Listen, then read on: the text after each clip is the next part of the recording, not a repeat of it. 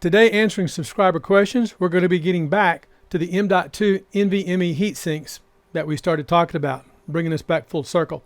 Since we're looking at quad cards, which usually have their own heatsink, not all do, and we're looking at dual M.2 NVMe adapters, which none of them do, and this started with a Supermicro card.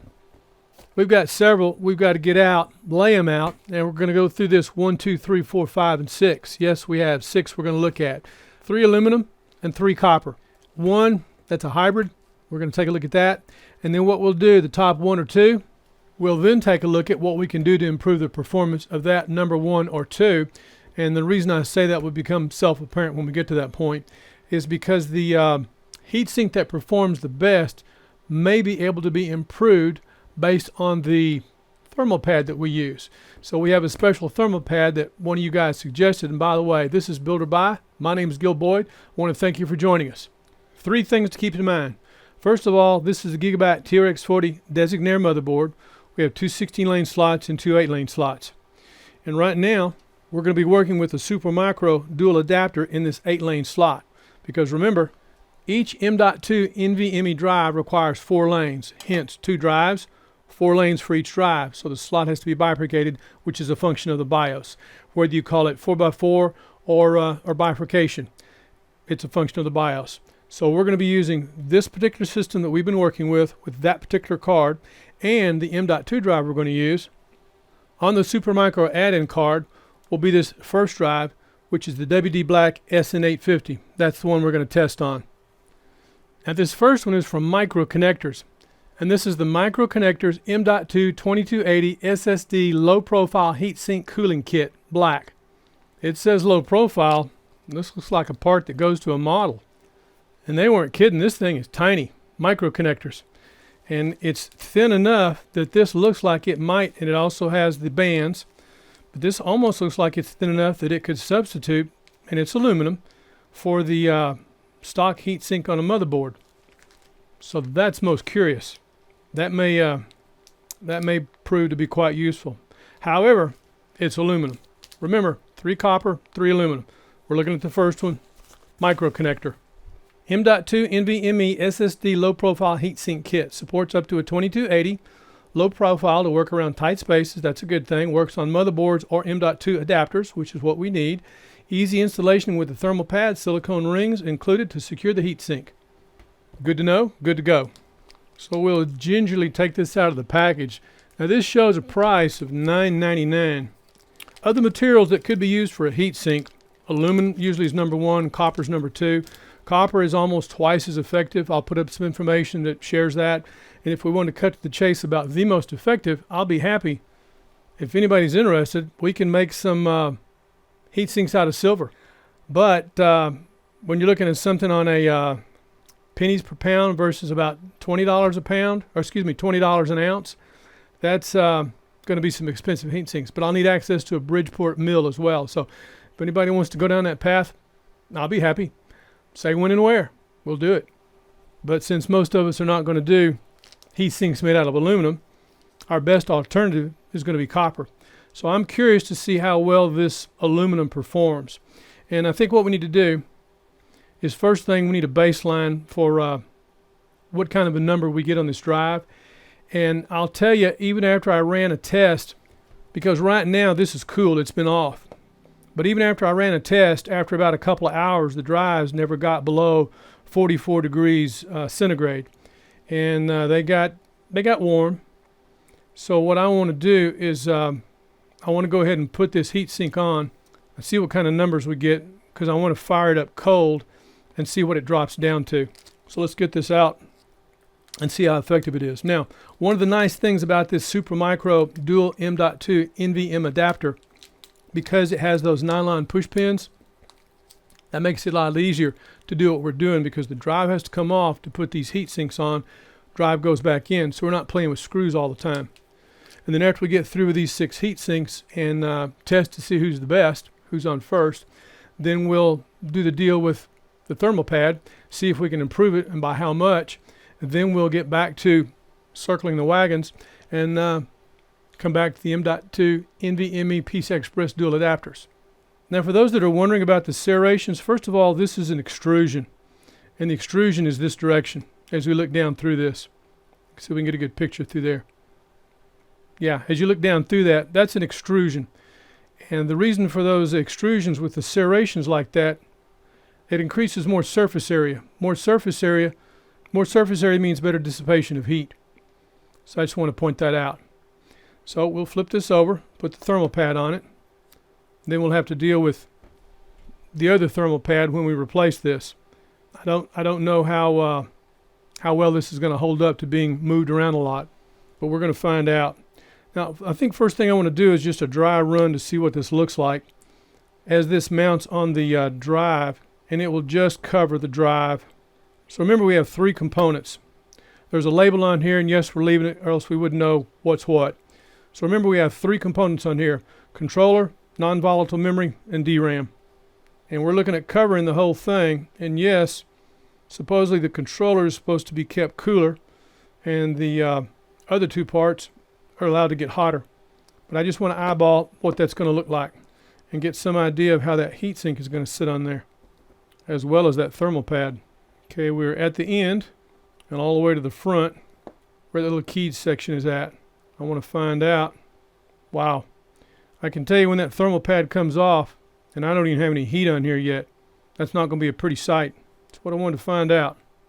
Now I know. My other concern is that thermal pad, what's it going to do to the memory? Memory meaning the M.2 NVMe drive, because remember, NVMe is non-volatile memory express. Little bubble.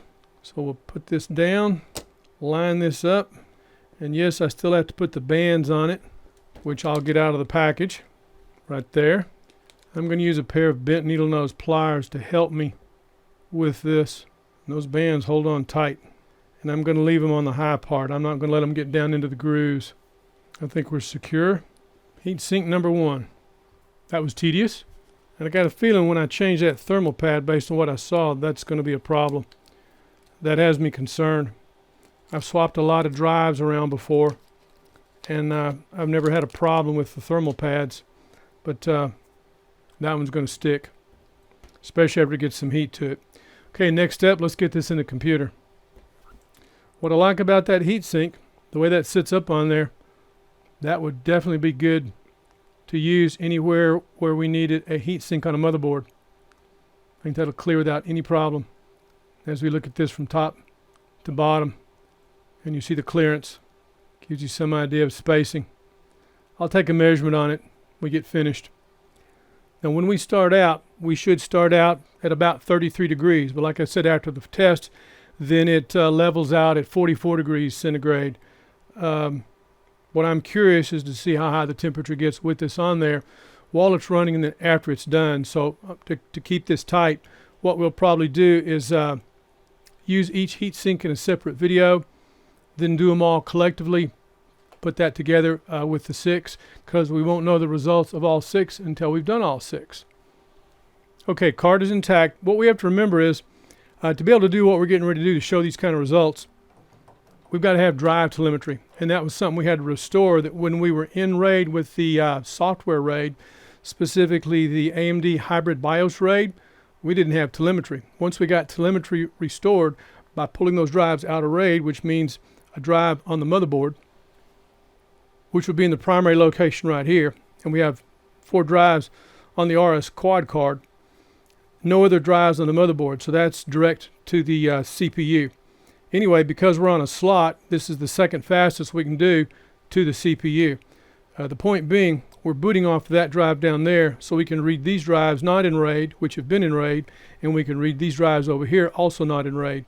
And the reason for 2 types, so that when we were looking at the drives in the BIOS for RAID, we'd be able to know which drive was on which connector based on the name of the drive that it was showing in the BIOS. Okay, we don't have to go to the BIOS this time. We're going to go straight to Windows. We're going to see 2 things. One, we're going to run the test that we've run for the speed test. And then number 2, we'll use hardware info to look at the telemetry on that drive as it reads that thermistor, and it'll tell us what the temperature is before we start it, while it's running, and when it's finished. So I'm looking at 3 numbers. And the number that I will record, which will be the hottest number, will be the number while it's running. And I'll write that stuff down so then I can put that in a chart, put that in the description when we're through with all this. Ready to power up. Now, I will say while we're waiting for Windows to come up, I've already put labels on the drives, so when we look at the drive, we're looking at two things. One, we're going to know the brand of the drive because of the label and the drive letter of that drive, so when we select it, we know we're testing the WD Black SN850. And for those of you that have that drive, install the control panel, which is the Western Digital dashboard, to update that firmware. Especially important if you're on the X570 chipset, not if it's to the CPU, but if it's on the chipset through the chipset. One of the reasons for using this drive is this is not only PCI Express 4, but it's PCI Express 4 second generation. So this is capable of 7,000 megabytes more heat. And this becomes even more relevant when we get to, say, PCI Express 5, where we'll be able to go to 15,000 megabytes. With DDR5, that's going to be a heat problem. So with PCI Express 5 on an M.2 NVMe drive, that's really going to be a problem. So something like this becomes more relevant, which means even though we're testing aluminum and we're testing copper, testing silver is not out of the realm of possibility. Remember that. I'm game for anything. If somebody wants to try it, I'm game. But someone's going to have to supply the materials. And I'm going to have access to a Bridgeport mill. Now, this is something I didn't expect to find. Putting that little bitty heatsink on that drive is a problem with the cables here on the motherboard on the Gigabyte TRX40 Designare. So we're going to need to swap our two 8-lane slots. I wanted to test down here because I thought we had plenty of space, but we don't. Because of those connectors that are crucial, we need to get in this slot so we have more room to work. So live and learn. And you want to remember on this Supermicro card, when you're swapping these drives around, you want to pay attention because there's a little insertion point that you want to watch. If these are not in that little groove for that nylon connector, this will not make contact where it needs to. So you want to make sure that that is in the groove. You'll feel it, you'll hear it when it clicks in, but you'll feel it when it rests down before you put that little button on. So make sure that's done correctly so that that makes contact correctly. Okay, so now we're going to try to repeat our test with this other slot. Thunderbolt 3 in the second 8-lane slot, Supermicro in the first 8-lane slot, and we've got to change bifurcation. Now bifurcation will work on this either way because this is only using 4 lanes, but we're going to set it back to auto.